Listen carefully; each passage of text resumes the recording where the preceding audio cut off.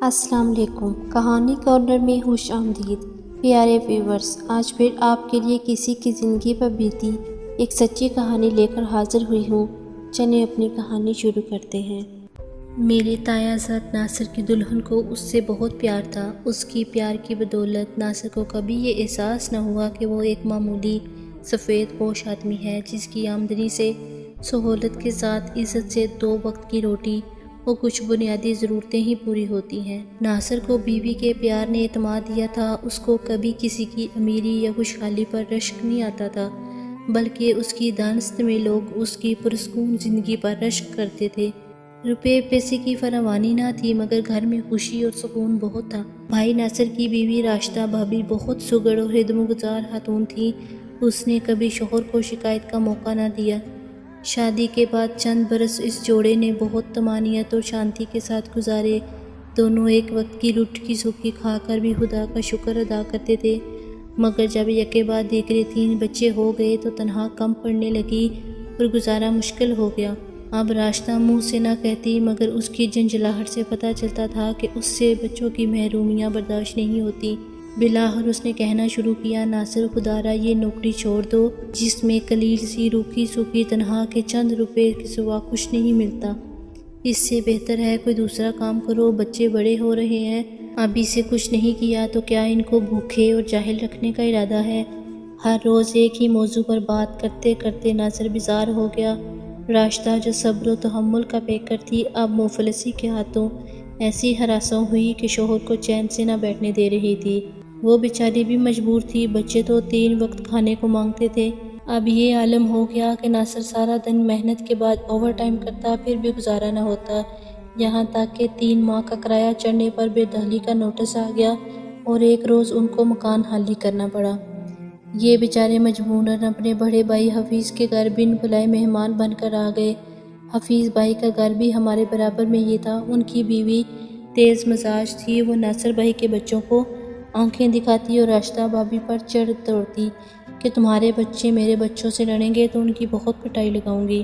ناصر بھائی یہ سب دیکھ کر بھی چپ رہنے پر مجبور تھے۔ راشدہ بھی جٹھانی کی بدسلوکی پر صبر کے گھونٹ بھر لیتی، آخر کب تک؟ جب وہ بہت زیادتی کرنے لگی تو ناصر نے پردیس جانے کی ٹھانی۔ اس نے اپنے سب سے بڑے بھائی کو فون پر حالات بتائے اور کہا کہ مجھے بلوا سکتے ہو تو بلوا لو، میں یہاں بہت تنگ ہوں۔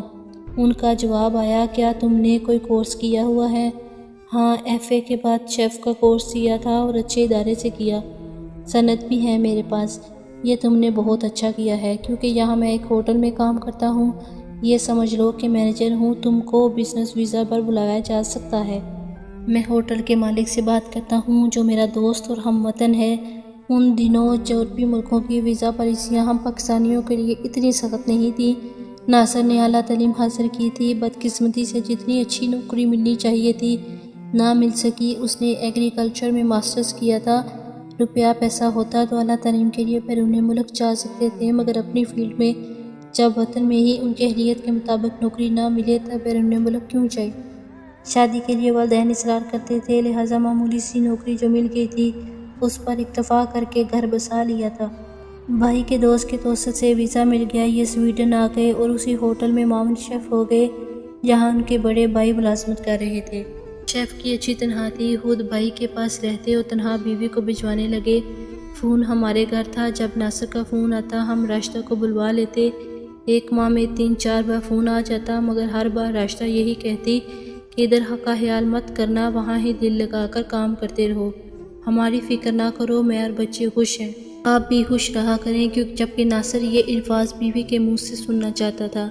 میرے جیون ساتھی، تمہاری جدائی ہم کو بھی شاق گزرتی ہے، آپ کے بغیر وقت کٹتا نہیں، بچے بھی یاد کرتے ہیں۔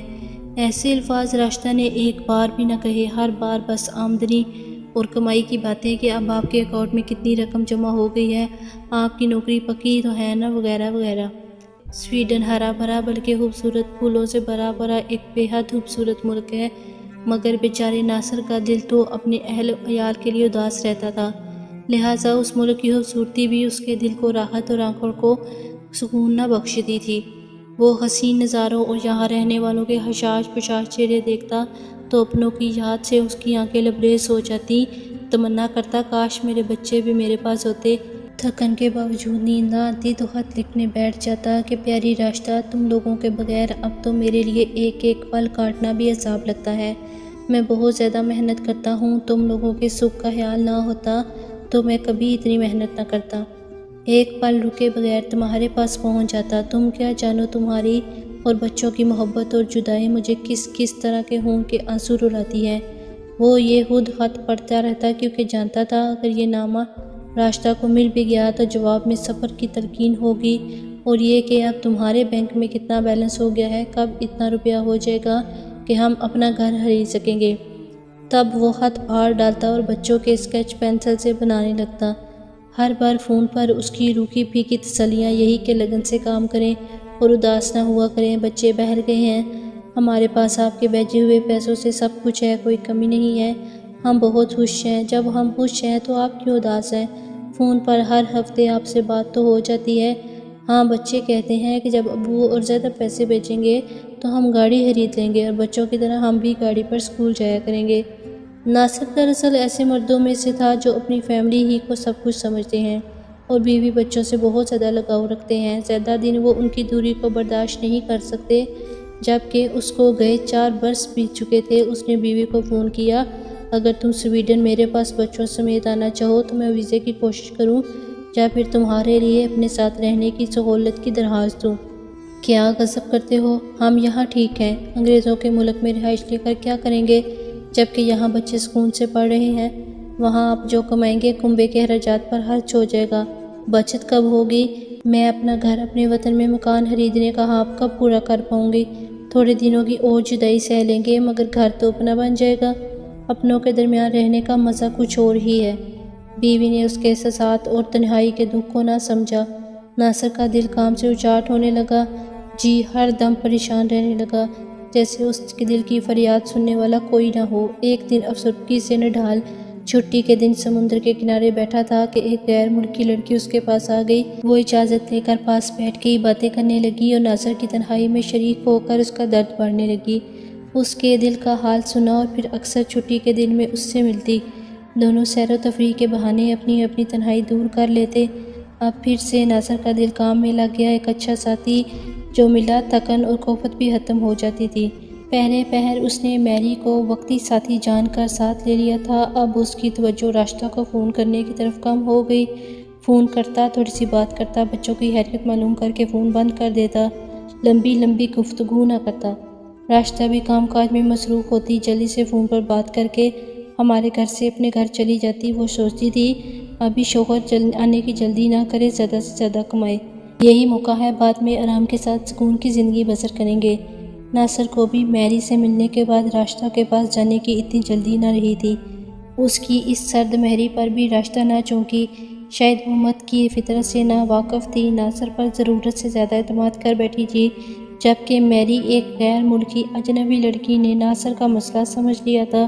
اس نے نہایت گرم جوشی سے دوستی کا ہاتھ اس کی طرف بڑھا دیا، رفتہ رفتہ اس قدر نزدیک آ گئی کہ جسم و روح کے سارے فاصلے مٹ گئے۔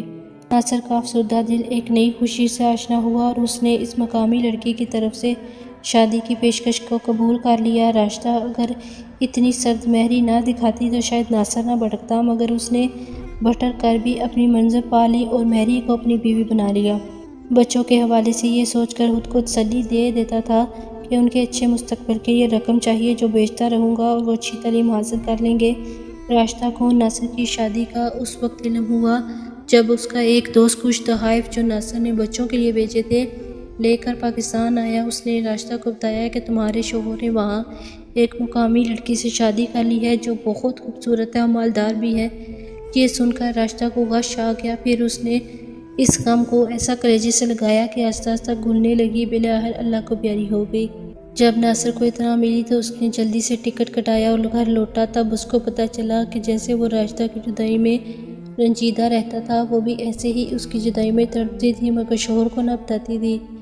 اس کی ڈائری میں تحریریں آنسوؤں سے بھیگی ہوئی ملی۔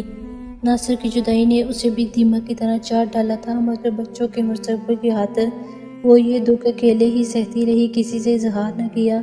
کاش جدائی کے دن ختم ہو اور میں اڑ کر تمہارے پاس پہنچوں۔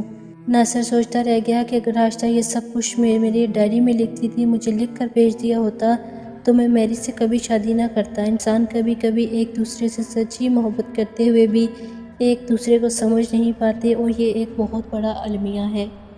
ویورز، اگر آپ کو ہماری کہانی پسند آئی ہے تو اس کو لائک کیجیے، شیئر کیجیے اور کمنٹ سیکشن میں اپنی رائے کا اظہار ضرور کریں۔ اور اگر ابھی تک آپ نے ہمارا چینل کہانی کارنر سبسکرائب نہیں کیا تو اس کو لازمی سبسکرائب کریں اور ساتھ لگے بیل آئیکن کو بھی پریس کر لیں تاکہ آپ کو ہماری ہر نیو ویڈیو کی نوٹیفیکیشن بھی ٹائم پر ملتی رہے۔ اگلی ویڈیو تک اجازت دیجیے۔ اللہ حافظ۔